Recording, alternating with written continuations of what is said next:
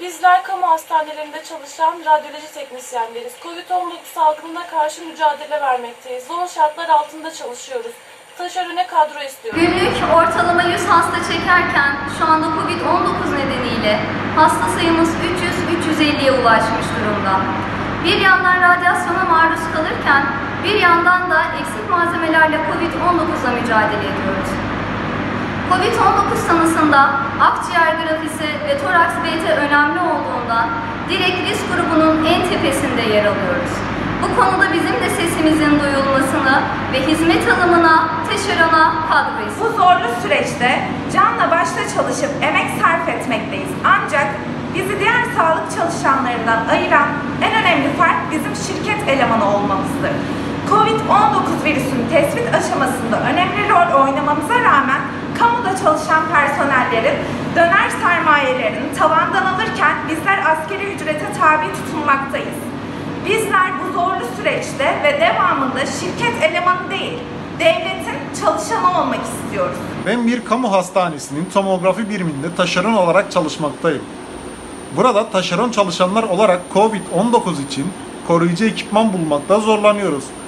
Kamuda çalışanlarla aynı safta mücadele vermemize rağmen onların sahip olduğu hiçbir hakka biz sahip değiliz. Ve hakkımız olan taşeron kadroyu biz de istiyoruz. Koronavirüsten önceki duruma göre vaka sayımız 2-3 kat arttı. Hem radyasyon hem her an Covid-19 bulaşma riski taşıyoruz. Kamu çalışanı olmadığımız için çoğumuz asgari ücretle çalışıyoruz ve hiçbirimizin iş güvencesi yok. Taşeron çalışan radyoloji teknikerleri olarak kadro istiyoruz. Biz taşeron çalışanları Covid-19 ile mücadele ederken koruyucu ekipman sıkıntısı çekiyoruz. Endişeliyiz, buna rağmen işimizin başındayız.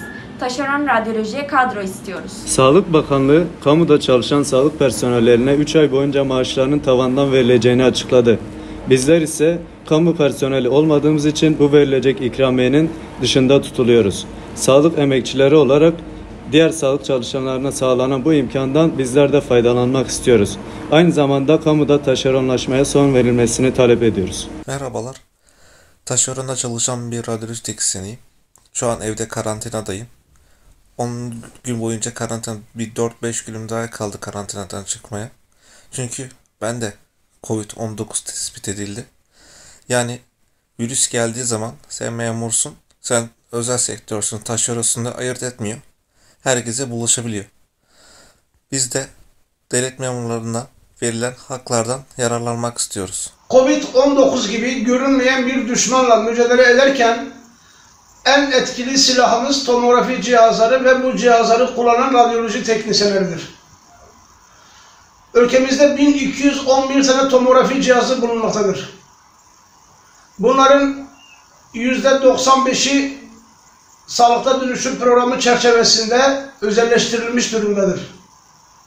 Kamu hastanelerinde malzeme eksikliği kısmen giderilse de özel hastanelerde ve taşeron firmada çalışan arkadaşlarımızın malzeme eksikliği halen devam etmektedir.